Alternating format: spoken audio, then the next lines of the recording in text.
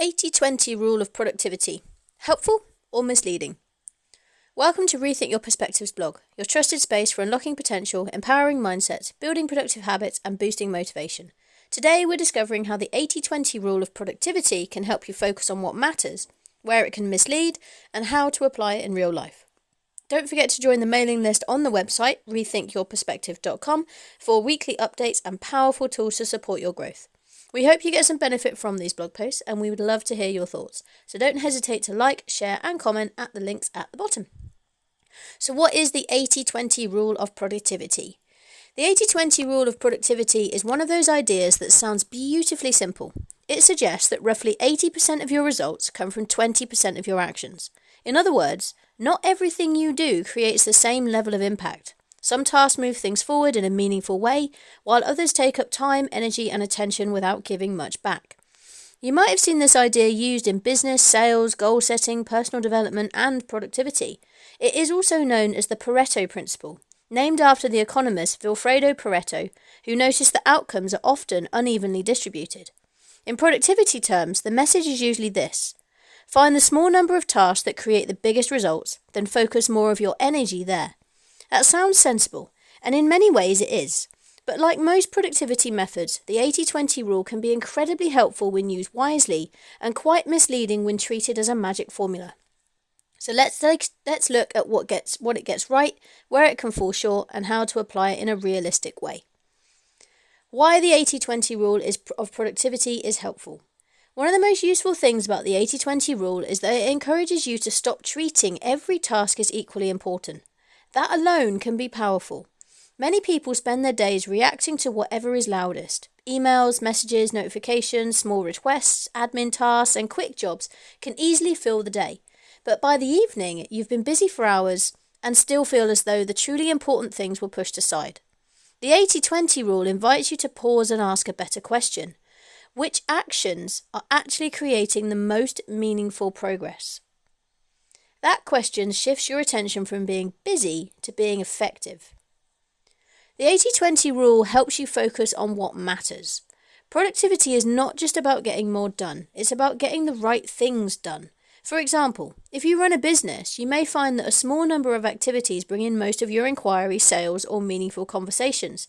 If you're studying, you may find that a few revision methods help you understand far more than hours of rereading notes. If you're managing a home, you may find that a handful of habits make the biggest difference to how calm or organized the week feels.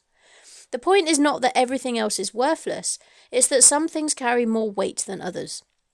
When you start noticing this, you can use your energy more wisely. Instead of trying to give the same amount of effort to every task, you can protect more attention for the work that genuinely matters. The 80-20 rule can reduce overwhelm. A long to-do list can make everything feel urgent. The problem is that when everything looks important, it becomes harder to know where to begin. You may find yourself doing smaller, easier tasks because they give a quick sense of progress, while the bigger, more valuable task gets pushed back again. The 80-20 rule can help reduce that noise. It gives you permission to step back and ask, which task would make the biggest difference today?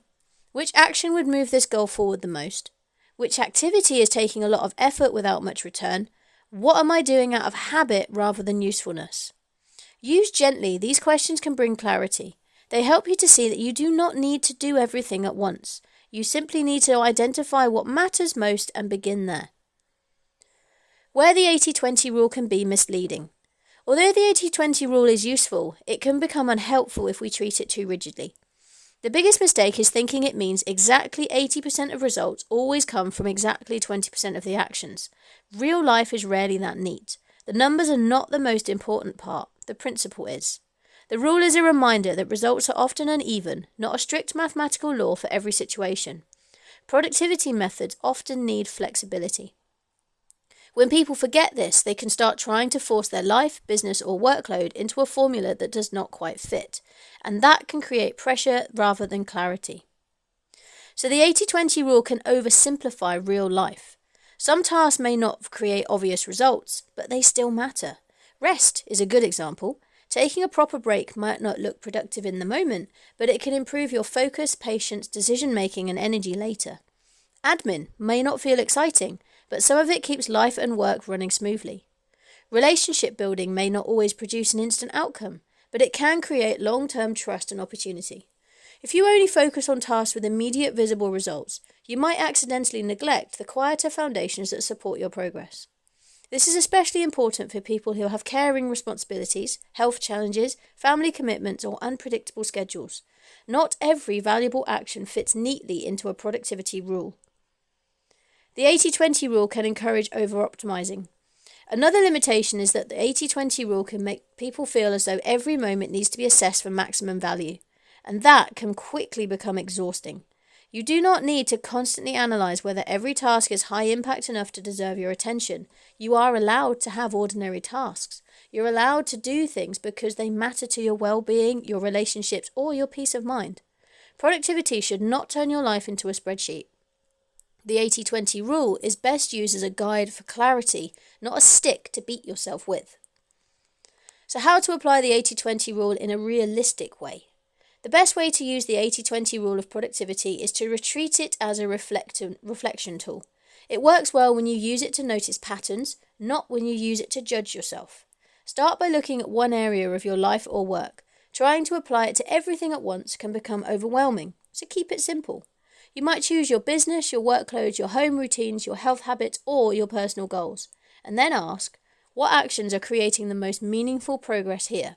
Not the busiest actions, not the most urgent-looking actions, the meaningful ones. For example, in business, it may be following up with warm leads, creating useful content, attending the right networking events, or having genuine conversations. In your personal life, it may be planning meals, protecting your sleep, moving your body, or having 10 minutes of quiet before the day begins. The answer will be different for everyone, and that is the point. Focus on priorities rather than time. This is where the 80-20 rule links closely with the bigger conversation around productivity.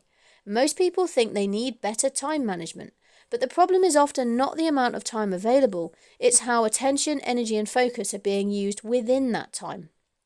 You can spend 3 hours on low-impact tasks and feel busy but unsatisfied. Or you can spend 30 focus minutes on the right task and feel like you have moved something meaningful forward. That does not mean every task has to be huge or life-changing. It simply means your priorities need to lead your planning. So instead of asking, how do I fit everything in, try asking, what deserves my best energy today? That question brings the 80-20 rule down to earth, helps you focus on what matters without trying to perfect every minute of your schedule. A simple 80-20 exercise to try. If you want to add the 80-20 rule, if you want to apply the 80-20 rule in a practical way, try this at the start or end of your week. First, write down the main tasks or activities that have taken up your time recently. Then look at the list and notice which ones genuinely moved things forward. You're looking for patterns, not perfection. Ask yourself, what created the most progress? What gave me the best return for my energy? What felt busy but did not really help? What could I reduce, simplify, delegate, or stop? And what deserves more protected focus next week? From there, choose one small adjustment. You might decide to protect your best energy for your most important task, reduce time spent on low-value admin, batch similar tasks together, or stop saying yes to things that pull you away from your real priorities. Do not try to redesign your whole life in one sitting. One useful change is enough to begin. When the 80-20 rule works best. The 80-20 rule is most helpful when you use it to create awareness. It can help you spot where your effort is being spread too thin. Show you which actions are worth protecting. It can also help you stop giving equal attention to tasks that do not have equal importance. And it works best when combined with 3 things. Clarity. You need to know what matters before you can identify your high-impact actions. Focus. Once you know what matters, you need to protect enough attention to act on it. And consistency. One high-impact action done once may help, but repeated action is what creates change over time. This is why the 80-20 rule should not be seen as a shortcut. It's a way of choosing more wisely. So, is the 80-20 rule helpful or misleading? The answer is, it can be both. It's helpful when it reminds you that not all tasks are equal and can guide you towards better priorities, clearer focus, and more meaningful progress. It becomes misleading when it makes you feel as though every part of life must be measured, optimized, or reduced to numbers. Use it as a question, not a command. Ask, what is creating the most meaningful progress? Then use the answer to make your next step simpler, clearer, and more intentional. So where to go from here? If this has resonated with you, you'll likely find this next step really valuable. I recently delivered a talk that explores this idea in more depth. It was called, "What if lack of time isn't the issue?" It challenges the way we think about time and offers a fresh perspective on what actually makes a difference. You can take a look on the YouTube channel, or there is a link within the written blog. Because maybe the answer is not to find more time. Maybe it's to focus more clearly on what matters. So what do you think? The 80-20 rule of productivity is not really about squeezing more into your day. It's about noticing what matters most and giving those things more of your energy. That is a very different approach from traditional time management. Instead of trying to manage every minute, you begin to manage your attention, priorities, and actions. Training yourself to be productive without burning out is not about becoming someone who never gets tired, distracted, or overwhelmed. It's about creating a way of working that supports you as a whole person. That means building small habits, choosing clear priorities, protecting your focus, allowing proper recovery, and showing up consistently without expecting perfection. Because the point is not to do more at any cost. The point is to do what matters in a way that you can keep doing. If this has inspired you to rethink your own time management, explore my other posts in the Knowledge Centre, or to learn more about how I can help you apply these principles in your own life, you can message me here, connect on social media, or book a free discovery call. To your continued success, Jay, rethink your perspective.